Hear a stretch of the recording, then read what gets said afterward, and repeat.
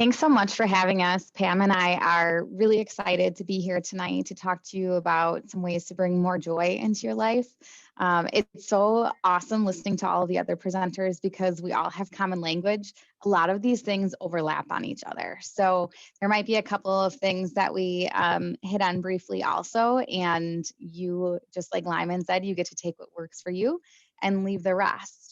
Pam and I are both former educators. We have over 25 years of experience together in the classroom, and we also both were wellness coordinators and wellness program coordinators for our districts before working together with Steeping Wellness. So as consultants with Steeping Wellness, we work with school districts to help take care of their employees, and especially right now, educators just like us as parents, we all need some help and support in doing that also.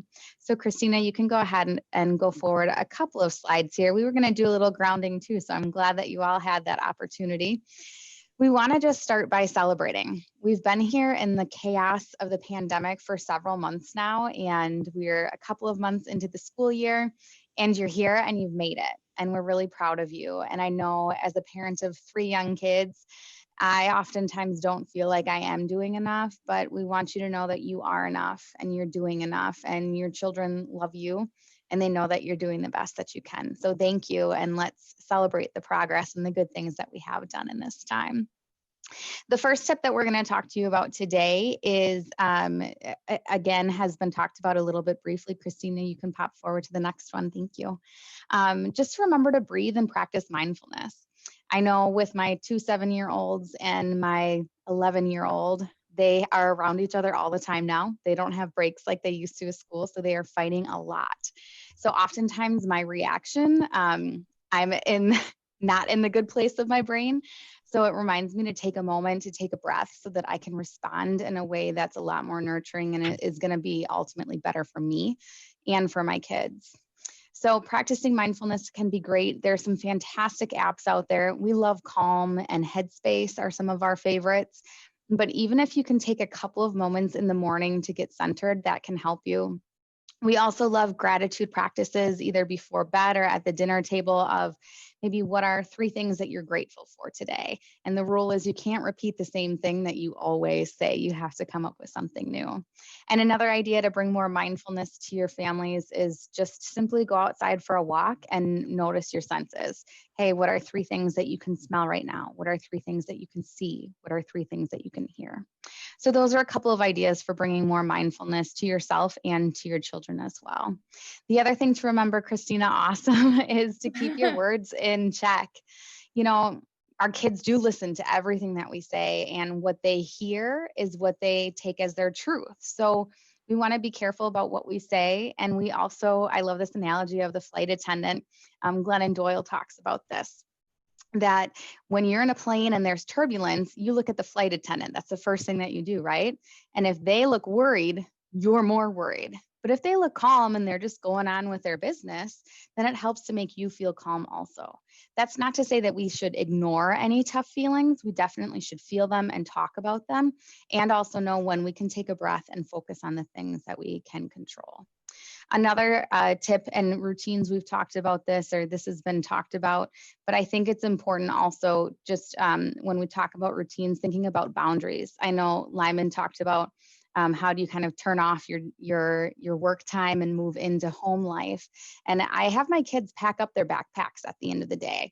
They each have their own space, but they pack it up just as kind of like a physical reminder for them that, hey, the school day is over and now we're transitioning into home life. And for me, I put curtains on my office so that I can close those at the end of the day. I can walk out and know, hey, that space is done now. Now I'm functioning into home life. So there might be a physical barrier that you can use to help you transition as part of your routines. And I talked briefly before about circle of control. That's something that we love to say around here. Pam, do you want to talk about the circle of control? Yeah, for sure. Thank you for having us, everybody. It's great to be here.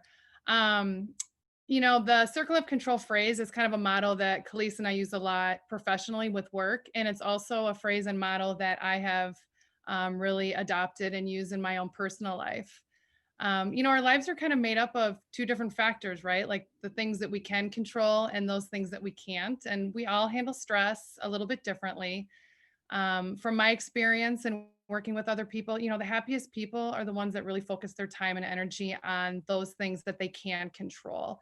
And so what Khalees and I like to share with our educators and you as parents also is just to really focus on those things you can't control. So like, your kindness and grace, your positive attitude, your use of social media. And we just feel like this will help reduce some of that worry and stress and anxiety. And I know I shared with the other group that last week I was talking with Khalees, and even her little daughter said to her one day something had come up and she was like, Mom, circle of control. And so it's really something that, you as parents can use. And I think that your kids can kind of work that into their life as well. Yeah, I think along the last thing on circle of control is we can control our words and our behaviors, and we can also control how we speak to ourselves and what we say to ourselves. And we oftentimes will say things to ourselves that we would never say to another human being, but we think that we have every right in the world to talk that way to ourselves, and we simply don't. So don't be so hard on yourself. Give yourself the grace and talk to yourself like you would a best friend. The next tip for you is just checking in daily, checking in with your children, with partners, with friends, with family. That doesn't mean that you need to go crazy and spend your whole day doing that. But one way that we like to do this is by asking the question instead of how's it going, because everyone's so programmed to give a superficial, oh, I'm fine, it's fine, everything's fine. But asking a question like, how's your heart? And it makes people pause and really think, oh, how is my heart right now? And you'll get a more genuine answer, and that might be what they needed in that moment. Or what's going well for you. It takes, for every negative idea or thought or conversation that we have, it takes 3 positives to neutralize that negative. So anytime we can celebrate the positive, we should. So I love asking this question, what's going well for you? And focus more on the positive. Or Khalees, the last one that says, is there anything I can do to make this week better for you? That's something that my husband and I started doing years ago. And, oftentimes there isn't anything that they can do, right? But even just hearing and knowing that they're acknowledging that I may have a week full of activities and stressors, and sometimes the simplest thing can really go a long way. So I love this tip for checking in daily. yeah, and I think most of all, we've heard this too. We need to check in with ourselves and take that moment while we're asking other people, "How's your heart?" Stop and take a moment to think, "How is your heart?" Take a moment to feel your feet on the ground, to feel your breath, and just to notice what are you feeling in your body, what emotions are showing up, and where are they showing up, and just take a moment to lean into those emotions. And then the final thing second to final thing, the last tip that we have for you is to have fun. So Pam's going to highlight a couple of her favorites on this list. Yeah, Yeah. I think so many times we say, and oh, take a break from social media, right? And stay off the computers and the internet. But I do really want to remind everybody that there's a lot of great information on the internet, and that have some really helpful and creative ideas on things that your family can do. I know recently my sister was telling me about a website that she uses. It's called Family Days Out. And what you can do is you simply just kind of put in your zip code, and then it'll share some of the activities that are going on in your area that are safe and socially distanced. And then it'll also kind of give you some options that you could do, maybe that you can't physically visit, but like if you wanted to do like a virtual museum tour, some virtual escape rooms. I know that the Family Days Out also suggested some ideas on like craft projects or even like science projects that you could do at home. And so don't forget that, while, we're on the computers a lot, and I know, logging back on to find things for your family to do might not be exactly what you want to do. There's some really great sites out there that'll help you stay busy, especially during these, winter months that are coming up. Yeah. Thanks, Pam. And the final thing, the best thing, the biggest thing that you can do to help support really everyone in your home to bring that peace, love, and joy into your home is this next slide, which is take care of yourself. Take care of yourself. We need relaxation most when we don't have it. So Christina, if you want to pop forward, it doesn't mean that you're pushing everything else aside. It means that you're taking care of yourself so that you can give back to your family and your friends and those around you the best that you can. You have to refill your own cup before you're giving, before you have anything to give to others. So a couple of just quick things to help you care for yourself. Good sleep. If you can have a consistent sleep and wake time, that can be really beneficial for you.